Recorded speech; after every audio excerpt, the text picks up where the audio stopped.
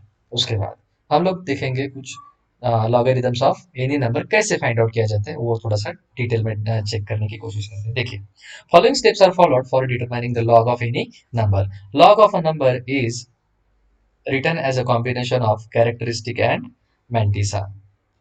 भी देखिए, किसी भी नंबर का अगर लॉग हमको चेक करना है तो उसको हम लोग कॉम्बिनेशन के फॉर्म में लिखते हैं। तो वो कॉम्बिनेशन होगा दो चीजों का, एक रहेगा उसका कैरेक्टरिस्टिक, दूसरा रहेगा उसका मैंटिसा। सबसे पहले हम लोग देखते हैं उसका कैरेक्टरिस्टिक कैसे फाइंड आउट किया जाता है। देखिए, इफ अ नंबर, पहला पॉइंट देखते हैं, if a number is greater than 1, count the number of integer digits in that number and subtract 1 from the number of digits. देखिए, नंबर ऑफ डिजिट्स, अगर वो नंबर ग्रेटर देन 1 है, simple तरीके से याद रखेंगे, नंबर अगर ग्रेटर देन 1 है तो हम लोग क्या करेंगे, सीधे सीधे नंबर ऑफ डिजिट्स कैलकुलेट करेंगे, नंबर ऑफ डिजिट्स काउंट करेंगे, उनमें से 1 माइनस कर देंगे। फॉर एग्जाम्पल, जैसे 1242 है, टोटल डिजिट्स कितने हो गए, 4 हो गए, तो इसीलिए कैरेक्टरिस्टिक कितना हो जाएगा, 4 - 1 that is equal to 3। Similarly for a number 655, characteristic कितना हो जाएगा, 2। क्यों, क्योंकि 655 मतलब 3 digits, 3 digits -1 that is equal to 2। और 9 के लिए डिजिट 1 ही है, 1 - 1 हो जाएगा 0। फॉर द नंबर 63.33, जो कैरेक्टरिस्टिक है वो हो जाएगा 2 - 1। अभी यहाँ पर आप सोचोगे कि टोटल तो 4 डिजिट्स है, लेकिन डिजिट वैसे काउंट नहीं करने हैं, आपको काउंट क्या करना है, इंटीजर। इंटीजर मतलब पॉइंट के लेफ्ट हैंड साइड वाले ही चेक करना है, राइट हैंड साइड वाले हम लोग कंसीडर नहीं कर सकते। लेफ्ट हैंड साइड में दो ही डिजिट्स है, 66, इसलिए 66 मतलब 2, 2 - 1 दैट इज इक्वल टू 1।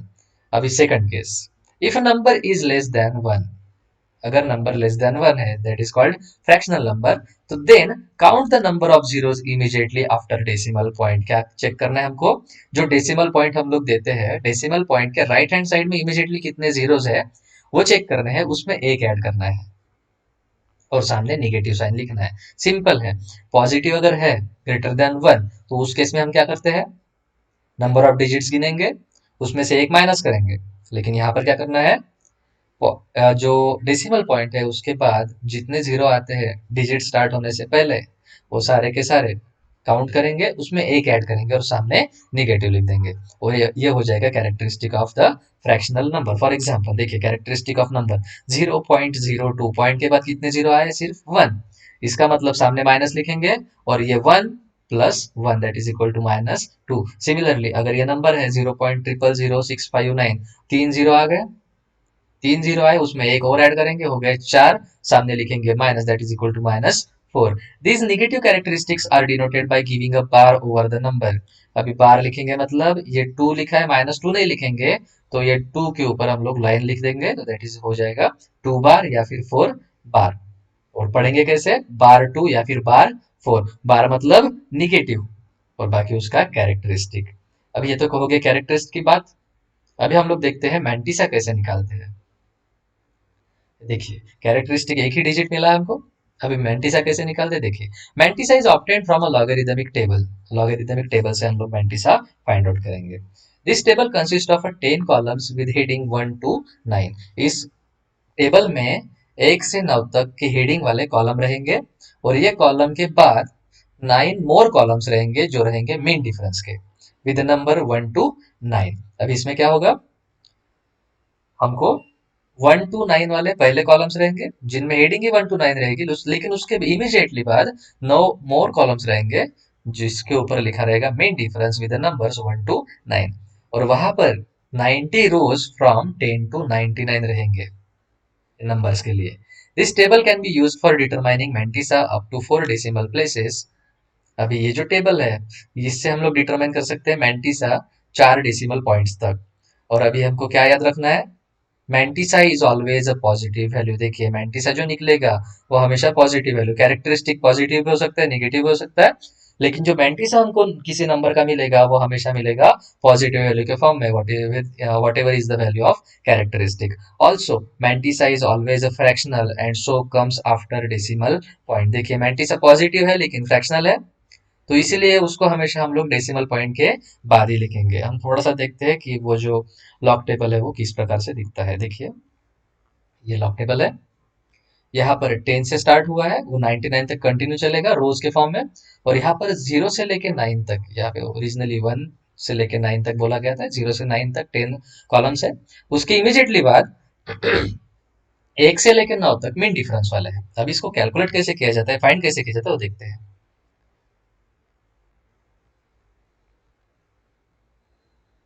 देखिए एग्जाम्पल, लॉग फाइंड करना है हमको 661 का, 661 का। तो नंबर ऑफ इंटीग्रल डिजिट्स कितना है, 3।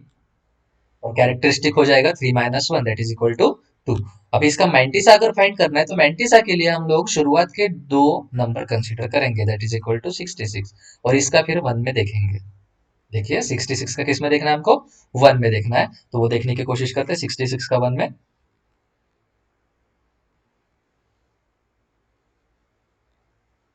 देखिए 66 के आसपास पहुंच गए हम लोग, ये 66 हो गया।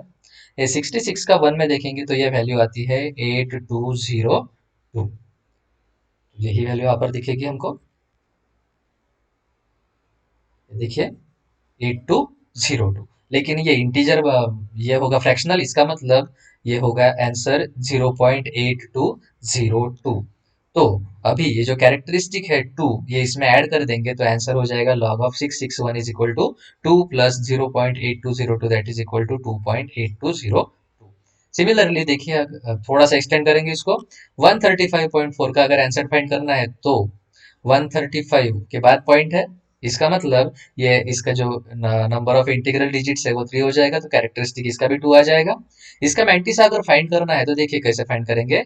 13 का 5 में लॉग देखेंगे और 4 का ऐड करेंगे मीन डिफरेंस। देखिए 13 का हम फाइंड करेंगे 5 में, और जो आंसर आएगा उसमें 4 का मीन डिफरेंस ऐड करेंगे। देखिए finding the mantissa of 13 in 5 and adding mean difference in 4 we get. देखिए कैसे फाइंड करता है, 13 का 5 में और उसके बाद 4 में।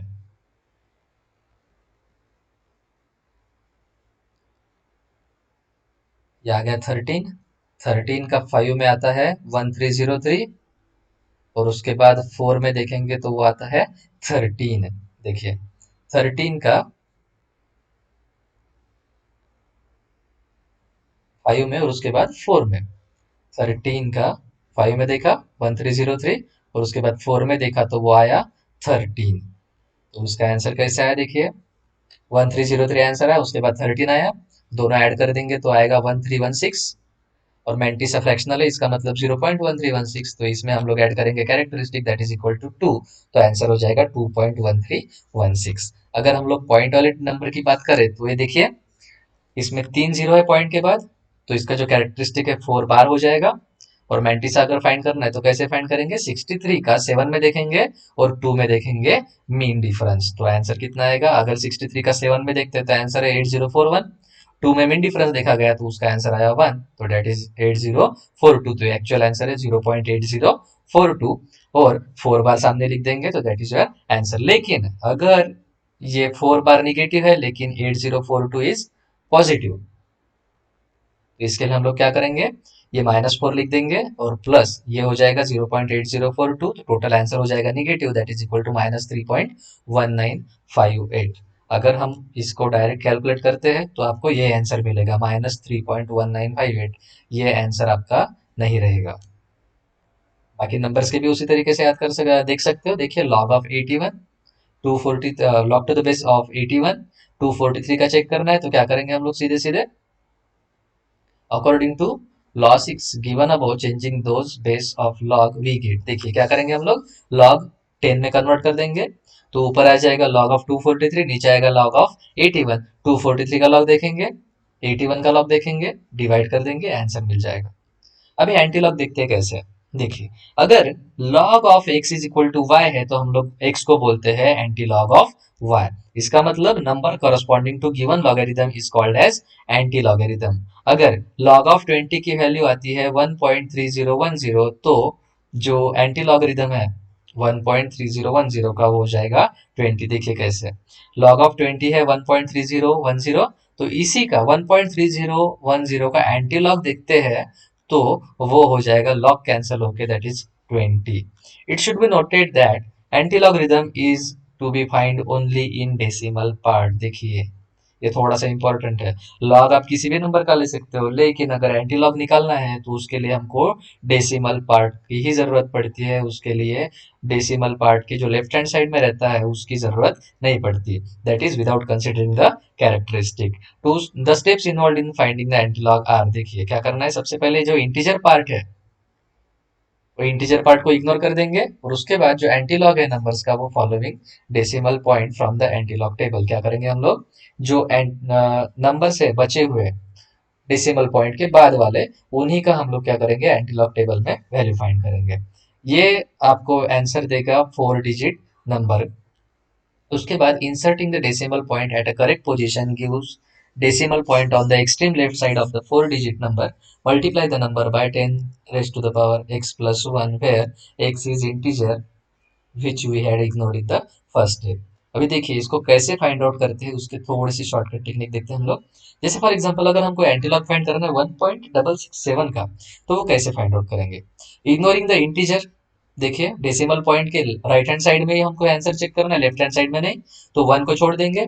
0.667 का ही देखना है, तो इसके लिए हम लोग क्या करेंगे, एंटीलॉग फाइंड करेंगे 6 का, और 7 में देखेंगे, तो वो देखते हैं कितना आता है।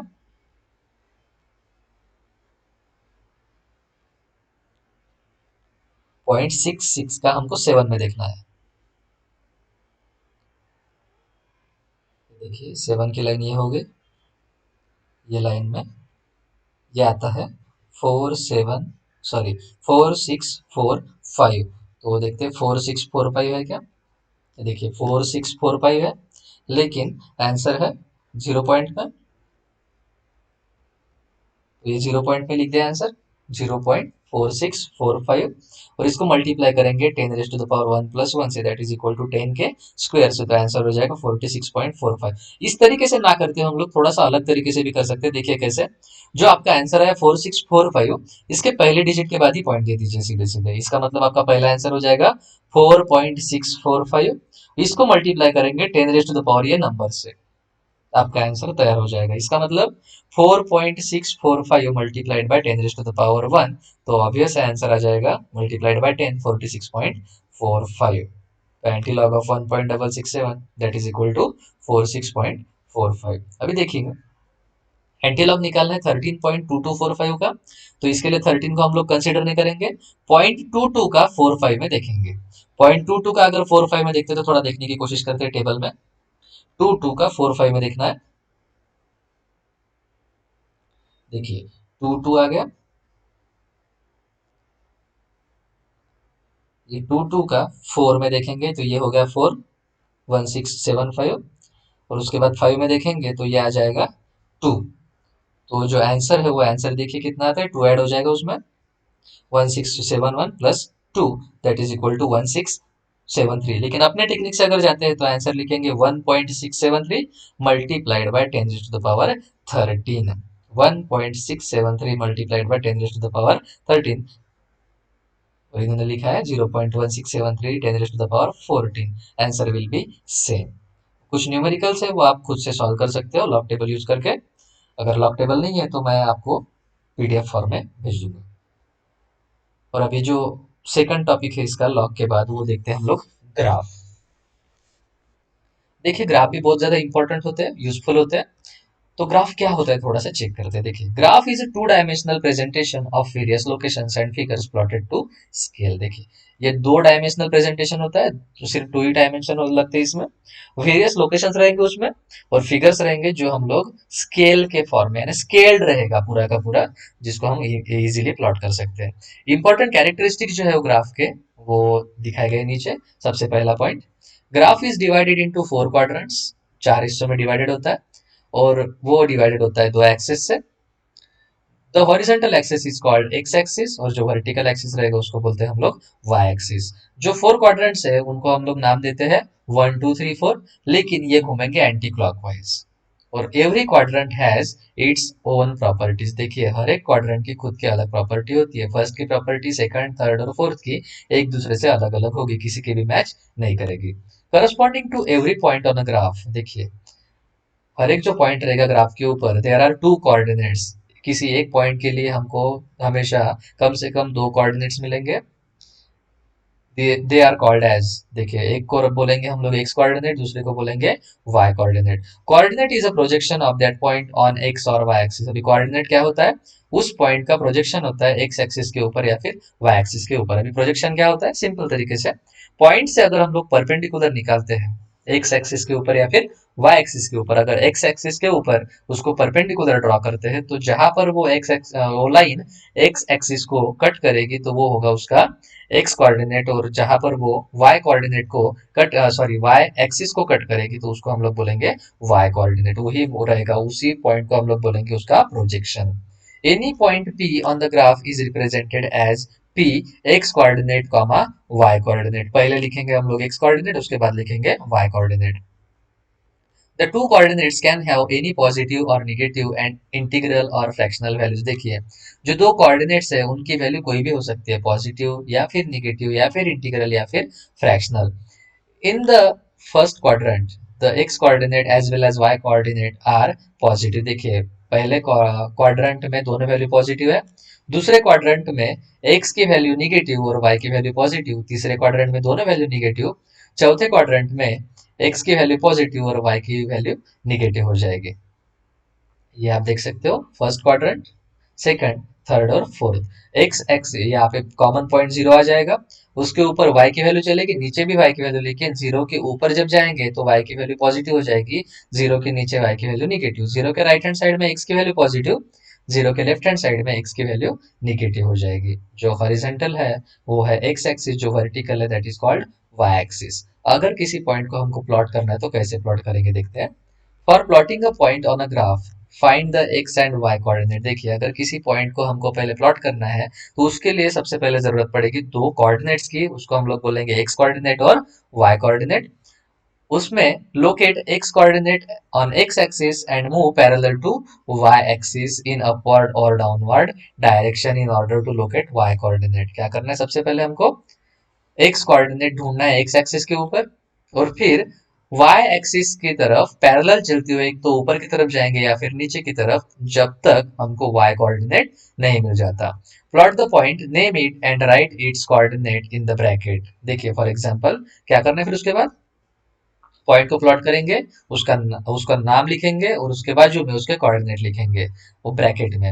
फॉर एग्जांपल अगर हमको प्लॉट करना है पॉइंट्स 3 2 और -4 3। देखिए 3 2 लिखा है, इसका मतलब x की वैल्यू 3 रखेंगे। देखिए x एक्सिस के ऊपर 3 वैल्यू मिल गई। उसके बाद अगर हमको सेकंड वैल्यू पॉजिटिव है, y की वैल्यू अगर पॉजिटिव तो ऊपर की तरफ देखेंगे, y की वैल्यू निगेटिव आती है तो नीचे की तरफ जाएंगे। यहाँ पर y की वैल्यू पॉजिटिव दिख रही है 2, तो हम लोग पैरेलल जाएंगे y एक्सिस को ऊपर की तरफ, जब तक 2 नहीं आ जाता तो 2 आ गया तो पॉइंट प्लॉट कर दिया। पॉइंट का नाम है P, ब्रैकेट में लिख दिया 3 और 2। सिमिलरली अगर -4 और 3 फाइंड करना है तो -4 x पे ढूंढेंगे, x पे मिल गया। फिर 3 वैल्यू पॉजिटिव है तो ऊपर की तरफ जाएंगे, जब तक 3 नहीं आ जाता 3 आ गया तो उस पॉइंट को नाम दिया Q, और ब्रैकेट में लिख दिया कोऑर्डिनेट्स -4 और 3। इस तरीके से हम लोग इसको प्लॉट कर सकते हैं। अगर हमको लाइन ड्रॉ करनी है तो बहुत सारे तरीके हैं। देखिए in order to draw a line on a graph the only information needed is the 2 points on the line. क्योंकि जब तक आपको दो पॉइंट्स नहीं मिल जाते आप किसी भी लाइन को ड्रॉ नहीं कर सकते।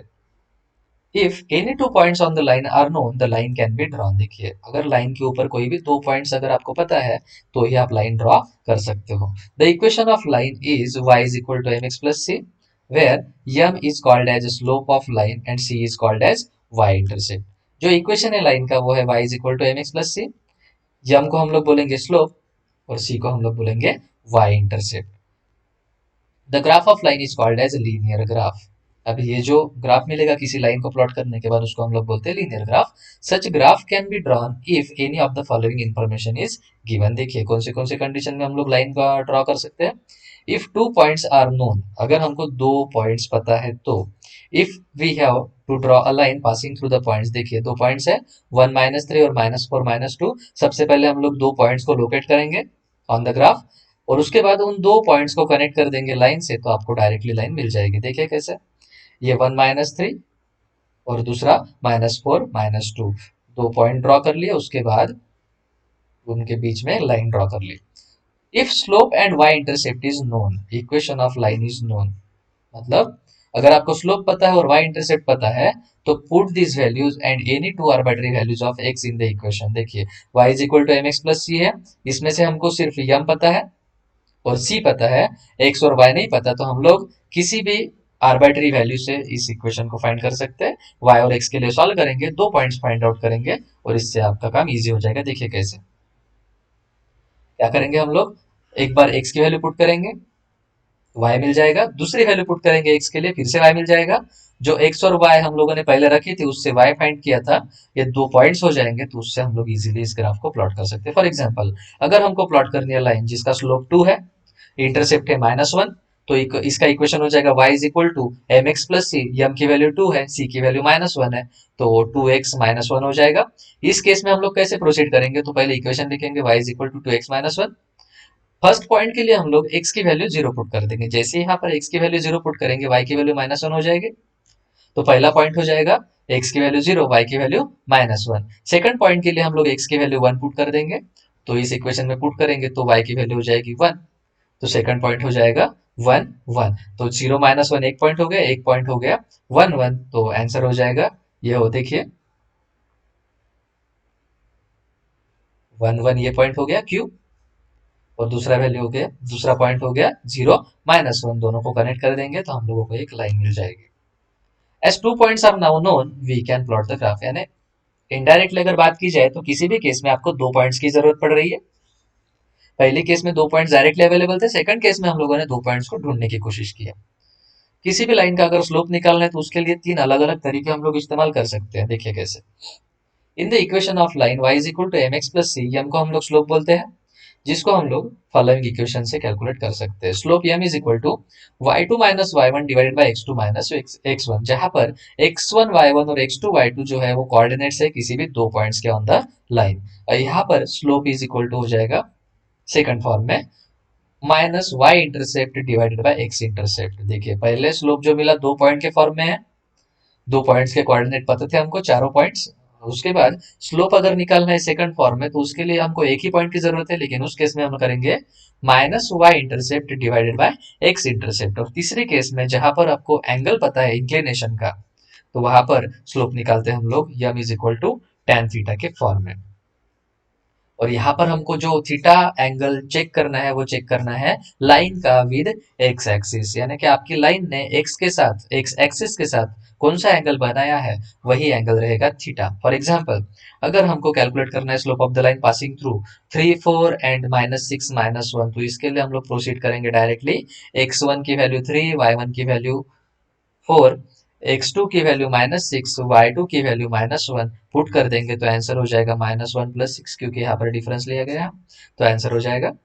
उसके बाद अगर हमको स्लोप फाइंड करना है जहां पर x और y इंटरसेप्ट दिए 3 और -9, तो वहां पर डायरेक्टली पुट करेंगे minus y intercept divided by x intercept, that is equal to 3। अगर हमको कैलकुलेट करना है किसी लाइन का slope that makes an angle of 30 degree, तो यहाँ पर थीटा की वैल्यू 30 डिग्री हो जाएगी, तो स्लोप हो जाएगा m is equal to tan theta that is equal to tan 30 that is equal to 0.577। अगर हमको किसी इक्वेशन फाइंड करना है किसी लाइन का, तो लाइन का इक्वेशन होता है y is equal to m x plus c. Hence in order to know the equation of the line, slope m y intercept c have to be determined, क्योंकि y और x की value तो पता ही रहती है, लेकिन हमको m और c की वैल्यू फाइंड करनी पड़ेगी, तब जाके हम किसी लाइन का स्लोप सॉरी इक्वेशन फाइंड कर सकते हैं। Slope is calculated as shown in the previous section, जो हम अभी देख चुके हैं। और y इंटरसेप्ट जो है कैलकुलेट करेंगे by putting the values of x and y at any of the points in the equation. देखिए कैसे, अगर हमको इक्वेशन फाइंड करना है किसी लाइन का जो पास होती है 1 6 और -4 -9 से, तो अपन प्रोसीड करेंगे इस तरीके से, x1 y1 लिखेंगे, x2 y2 लिखेंगे, तो इससे हमको स्लोप मिल जाएगा, स्लोप की वैल्यू है 3। Equation of the line is given by y is equal to m x plus c, तो यहाँ पर यम की वैल्यू 3 पुट कर देंगे तो y is equal to 3x+3 हो जाएगा।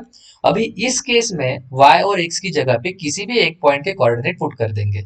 इस केस में हम लोगों ने 1 और 6 पुट कर दिया, तो जैसे ही 1 और 6 पुट कर दिया तो यहाँ पर 6 हो जाएगा। 6 is equal to 3 × 1 + c, that is equal to c की वैल्यू फाइंड करेंगे, सी की वैल्यू हो जाएगी 3। अभी यहाँ पर हमको यम मिल चुका है 3, सी भी मिल चुका है 3, तो डायरेक्टली यम और सी की वैल्यू जो है वो इक्वेशन में पुट कर देंगे, तो वहां पे मिल जाएगा y is equal to 3x+3।